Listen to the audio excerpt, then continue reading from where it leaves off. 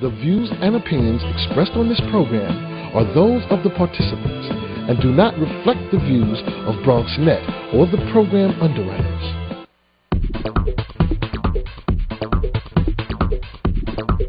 BronxNet. Your voice, your views, your vision.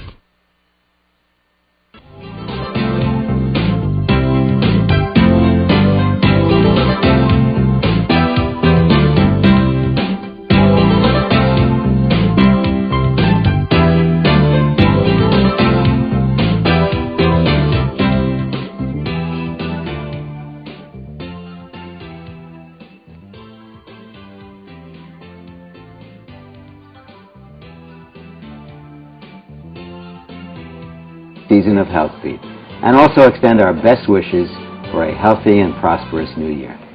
And we encourage you to continue participating in the program by calling 718-960-7241 with any questions you may have. That's 718-960-7241. As always, we promise to do our very best to keep you medically informed and healthy. And we will continue discussing the medical topics that are of interest to you. Please tune in every Monday evening from 6:30 to 7 p.m. on Channel 67. And you can also find out more information about Bronx, Lebanon, and its many community services online at our website, bronxcare.org. Tonight, my co-host, Dr. Milton Gums, Bronx, Lebanon's Vice President and Medical Director, and I will be discussing back and spine-related issues. Yes, Errol, people often complain about back pain, whether it is chronic-related or injury-related.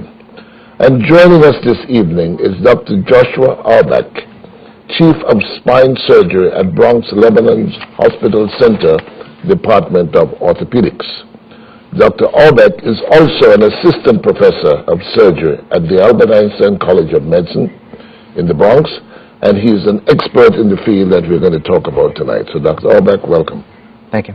Now, Dr. Auerbach, before we hear from you, let me once again encourage you, our viewers, to call in with any comments or questions you may have. The number to call is 718-960-7241, and please call us. Now, let me begin the program by asking you to really share with our viewers what types of treatments and what types of services you provide. Sure. Thank you, guys. My pleasure to be here. Thank you for having me.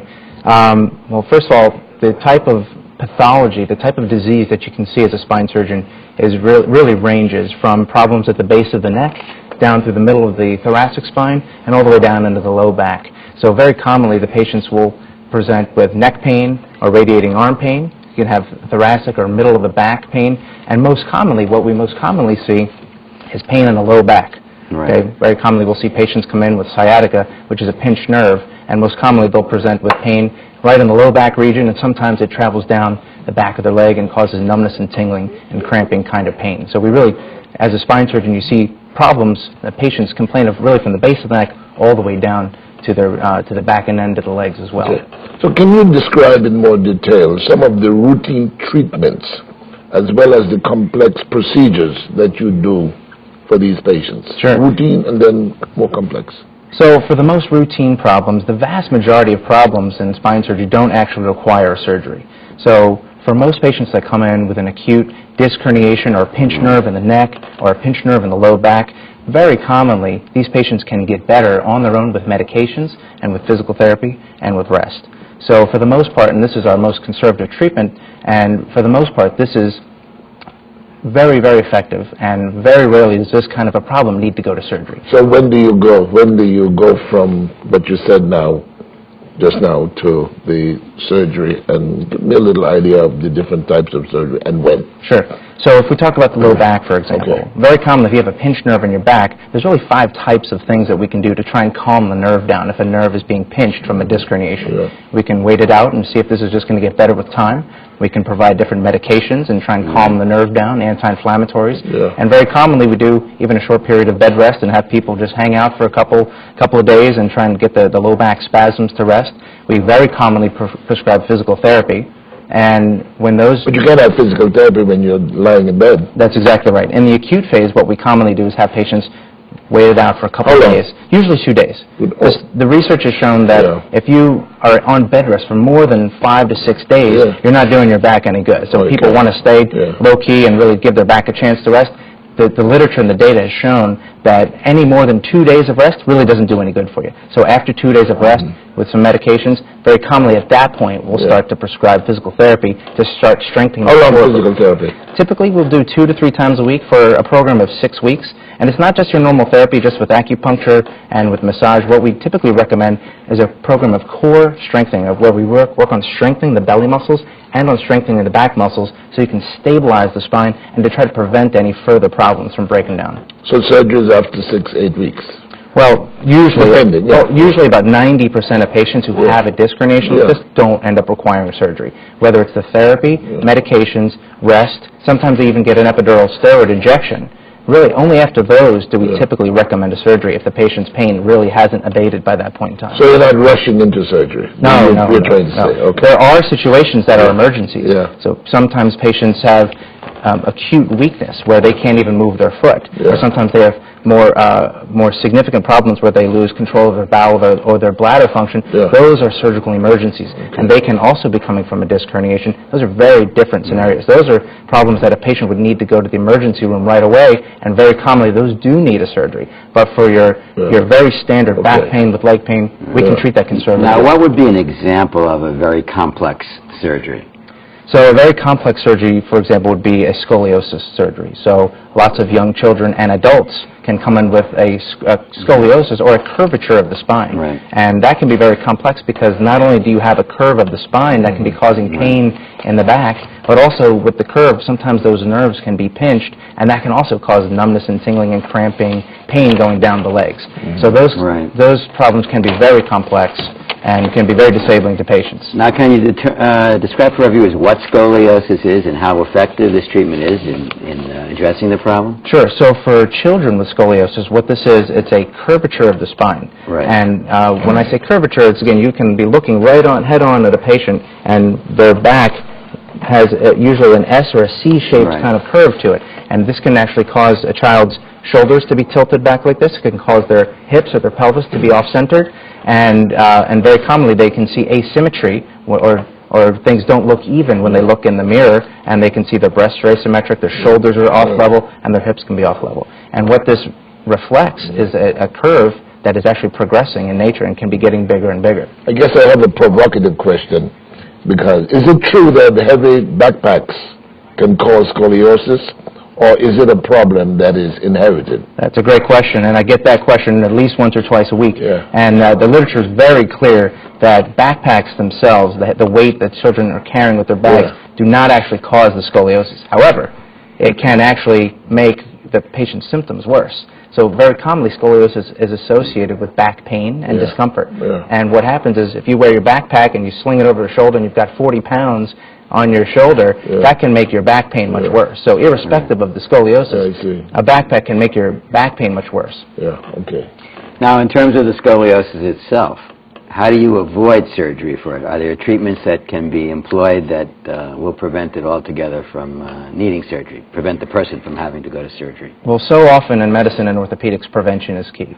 And so what we have here in the Bronx is a wonderful, wonderful school screening program. And I can't tell you how many kids I get sent to me who've been appropriately screened and evaluated by their school and by their school nurse or their school screening program. And what that is it's a physical examination where the nurse has the patients bend forward and you can see if there's a rib hump deformity. And if there's any asymmetry, then they will send the patient to their pediatrician or to the spine surgeon to check it out and see if that is actually a curve underlying. You probably said something wrong. You have a caller.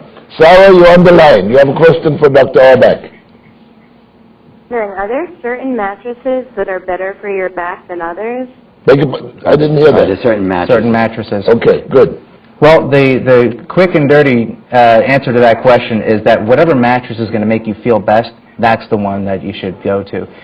Very commonly, when patients have an acute backache, what they like to do is lie on the floor, and the hard and firm surface very commonly helps the patient calm some of the muscle spasms down. Now, the same number of patients that will help, Some patients actually do much better with more pillows and with softer cushions. So it really is up to you. There's really not a hard and fast answer. It really depends on whatever is going to work for you. Yeah. But if the soft mattress or pillows underneath are not helping, or trying to lie on your side with pillows in between your legs, sometimes if that doesn't help, then you should try lying on the floor on a more firm mattress to try and help out, see if that's going to help out. Yeah. But the answer to that is that some mattresses are better for some people. Yeah. Right? Because exactly. So it's really just whatever works best for you. Yeah. Okay. Going back to Mr. Schneer's question on scoliosis, when is surgery actually needed, and what does it involve, and what are the outcomes? This is a long operation, right? But it's very successful. That's correct. That's correct. There are different criteria that lead one to indicate a surgery for scoliosis. Good. In young children who have a progressive curve that achieves 40 or 45 degrees in magnitude, and if those children still have growth remaining, that is typically when we would recommend a surgery to stabilize the curve. Mm-hmm. And the way that we stabilize that curve is it's a surgery where we implant metal screws and metal rods. Mm-hmm. And using that spinal instrumentation, we're able to straighten out the curve and to make the shoulders level, make the pelvis level, and flatten out the curve so that not only does it not progress any further, but you get a very nice correction of all the asymmetry or imbalance that you see in your shoulders and in your breasts and in your pelvis. Now, this surgery is indicated equally for girls and boys? That's an interesting question. Scoliosis is as common in boys as it is in girls. Okay. But the proportion of patients that end up requiring a surgery is actually 9-fold higher in women. And there are, again, reasons. There are reasons for that. And with the recent literature, there's a lot of data showing that there's a genetic predisposition. And there's a lot of research groups working on those genes right now to try and find different studies and different tests that we can find out which curves are going to be those that progress. But so males and females have equal scoliosis, but usually if it requires surgery, usually they're women. Right. Now you mentioned pinched nerves before, moving to another subject. Is this a common problem? And if so, how does a person know they have a pinched nerve? And what do you as an orthopedic physician do to treat them? So very commonly when you have a pinched nerve in the neck, the first thing you'll feel is neck pain. And in addition to the neck pain, because the nerve comes from the spinal cord and it runs out the arm, goes all the way down into the fingers. So what you'll feel is numbness and tingling and cramping, and maybe you'll have manual dexterity problems. Maybe you're a right-handed person, and all of a sudden over the past several weeks, if you've had a disc herniation, you don't feel your hand as much, you don't feel as confident with the grip, and so you may start to favor your left hand, and you may feel weakness, and you won't have the same confidence with grabbing. And so those are the kind of symptoms that you may have if you have a disc herniation in your neck, where the disc pinches on the nerve, and that nerve travels all the way down the arm. There are lots of things that we can do for that. Again, most of the time, about 85% of the time, that does not require a surgery. And we treat that the same way that we treat the lumbar disc herniations, which is we wait it out, we try physical therapy, there's medications that we can try that can calm the nerve down, and then sometimes we also recommend injections. And then when those methods fail, usually about 90% of the time, those patients have gotten better. But if they don't, then they could consider doing a surgery to take the pressure off of the nerve. Okay, well, let's now pause for a short break. And when we return, we will continue our discussion, as well as take calls from you, our viewers. Once again, the number to call is 718-960-7241. That's 718-960-7241.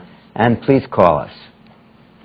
Bronx Lebanon surgeons are experts in the field, bringing a diversity of skills and cutting-edge operative procedures to their patients. But what is most important about our Bronx Lebanon surgeons is that they are responding to many difficult challenges and saving lives. Nurses at Bronx Lebanon are also an integral part of the OR team. We work with the surgeons in the operating and recovery rooms and are at the patient's bedside providing the necessary support and compassionate care.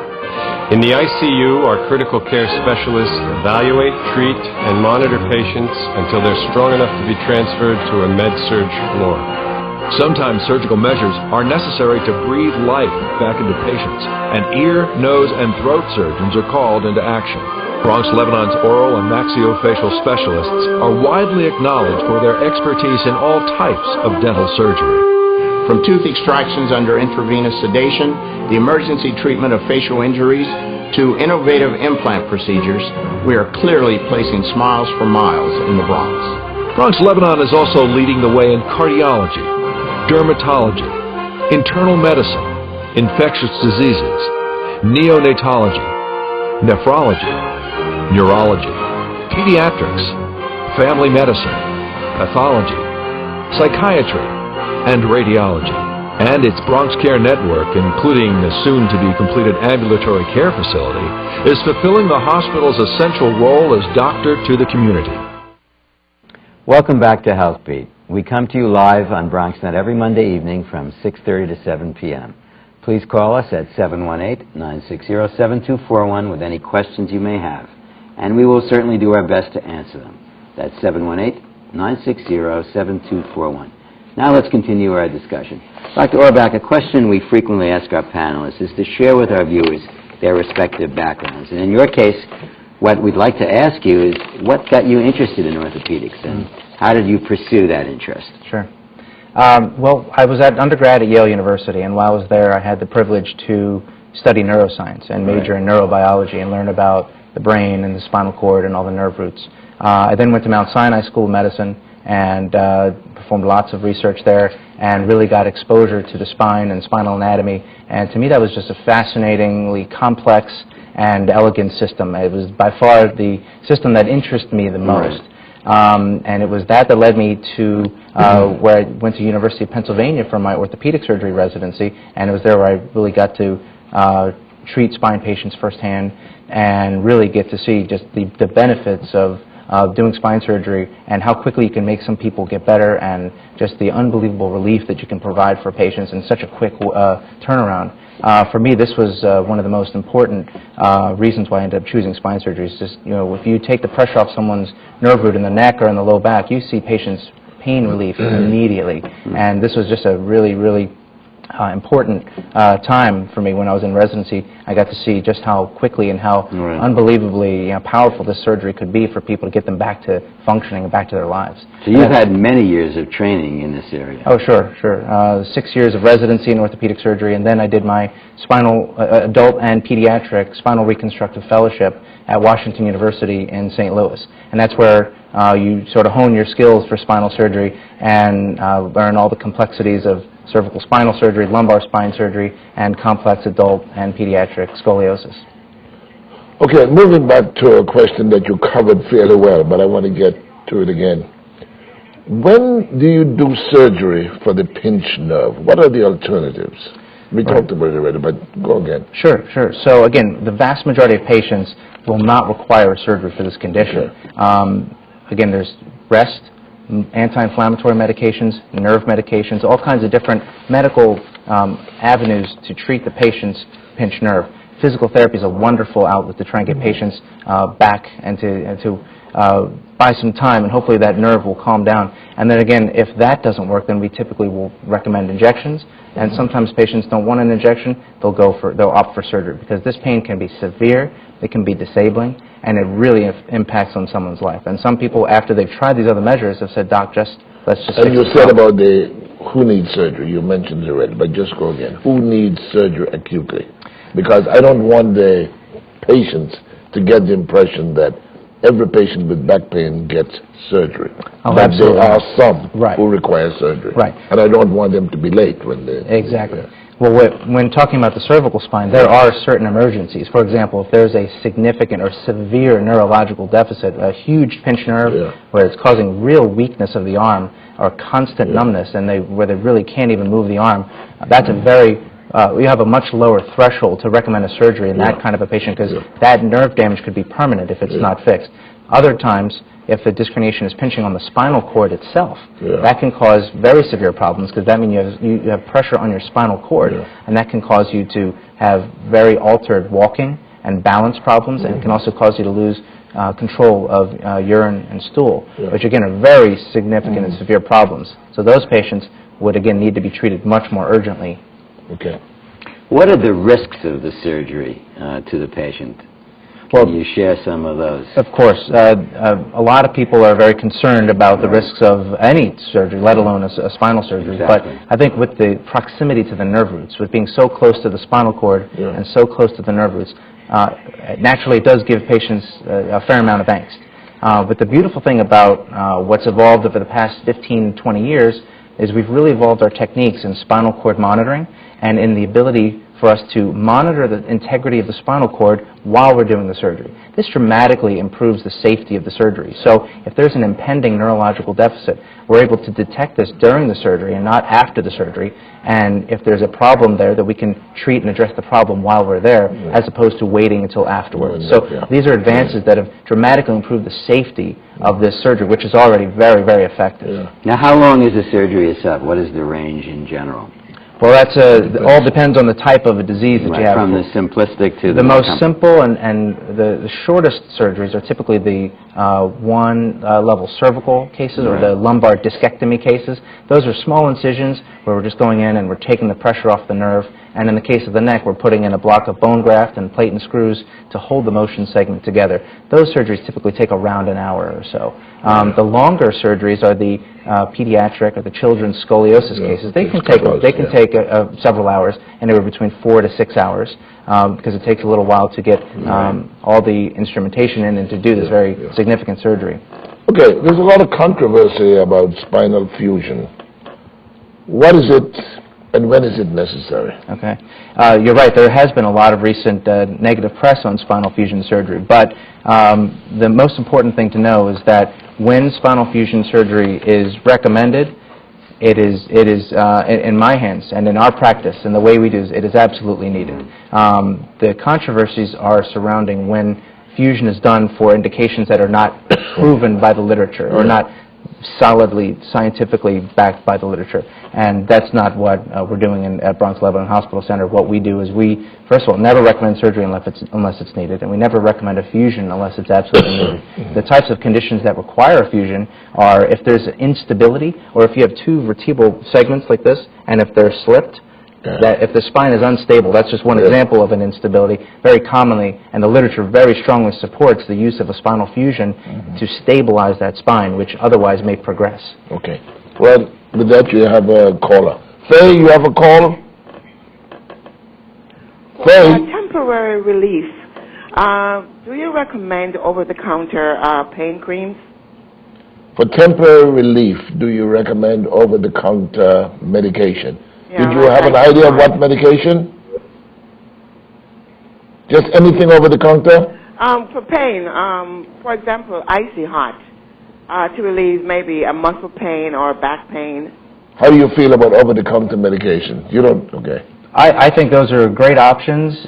Certainly it can take the edge off, and sometimes it'll help more with the muscular origin of pain. Again, if you have a rotator cuff tear, and commonly that can involve an inflamed muscle region, and very commonly those respond to the over-the-counter medications, icy hot, Bengay, those sorts of things.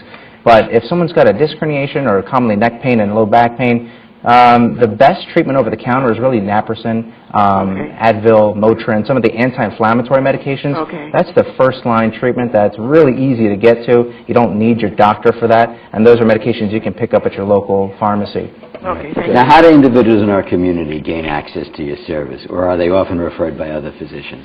A little bit of both. Certainly there's a strong network within Bronx Lebanon Network, within the Bronx Lebanon Hospital Network, but for patients and doctors wishing to access our services, there's the 1718-99 Bronx number, and then there's also the direct number to the orthopedic surgery department, which is 718-518-5814. Could you repeat that one more time, the orthopedic number? Sure, exactly. So it's 718-518-5814. That's our department, and you can see any one of our specialists for the entire orthopedic system. I don't know where you fit in this question, but there are certain injuries that are sports-related. What is the most common sports surgery, injury that requires surgery, and who performs it at our place? Well, there's lots of lots of sports injuries that take place. The most common sports injuries that we see are ACL tears and rotator cuff tears. And Dr. Margaret Meyer. But in terms of the back. In terms of the in terms of the back, what we commonly see is, again, you can have an acute pinched nerve or a disc herniation in the neck, and also in the low back as well. And again, you'll see very commonly these football players and basketball players. They'll very commonly have back pain and leg pain. They'll be out for a period of time. Every now and then, the injuries in those football players are much worse. Where does your specialty enter in that? So the most concerning problems that we see in the football population is if we see fractures. Right. Okay, and there's been a lot of press on concussions recently, and there's also been a lot of press on spinal cord injury. These are very serious problems, and they're gaining a lot more attention. And those are the most serious problems, and those are potentially life-threatening and very serious. And those are problems that obviously dictate the changing and the increased austerity of the rules of high school, college, and professional football. But you feel confident you can return many of these athletes to peak levels again? Oh, absolutely. We take care of a lot of students who have these injuries. Again, fortunately, we don't see a lot of spinal cord injury. We have a lot of patients that come in, athletes as well, that have disc herniations in the neck and in the back, and very commonly with surgical treatment or with non-surgical treatment, we can often get these patients back to peak levels. So that's very good news, and that leads me into my next question is, share some patient success stories, or at least one success story with our viewers. Sure. So one of my favorite stories was a 55-year-old guy who's a mechanic. He worked his whole life, worked hard, provided for his family, and he noticed over a period of about 8 to 10 months that his hands weren't functioning like they normally were. He was dropping objects. He was walking funny. His balance was off. He actually was still working through these problems. And in fact, when he came to see me, he had burn marks all throughout his hands because the power instruments that he was using at his work, he could no longer feel them, and he was burning himself. So it turned out, after his neurologist did the appropriate workup and found out that he had severe spinal cord pressure right in his cervical spine. He had huge disc herniations, pinching and flattening his spinal cord. And so what we ended up doing for him, because he had had such a severe and progressive deterioration in his ability to walk and use his hands to make a living, we ended up doing a surgery for him. We did a surgery on the back of his neck. We took the bone off and allowed the spinal cord to remove that pressure. Okay, so we took off all the pressure of the spinal cord, and after we did that surgery, he regained his ability to walk beautifully. He's back to work, and he just couldn't be happier. And on that note, he can fix your car. He can certainly fix my car, absolutely. And on that note, we've run out of time. Let me thank you, Dr. Auerbach, for joining with Dr. Gums and myself, and most importantly, let me thank you, our viewers, for joining with us this evening. In the interim, if you have a medical question or need assistance, I encourage you to call our physician referral service by dialing 718-99-BRONX. That is 718-992-7669. Or you can refer to our website at bronxcare.org. Good night and see you next week. Thank you.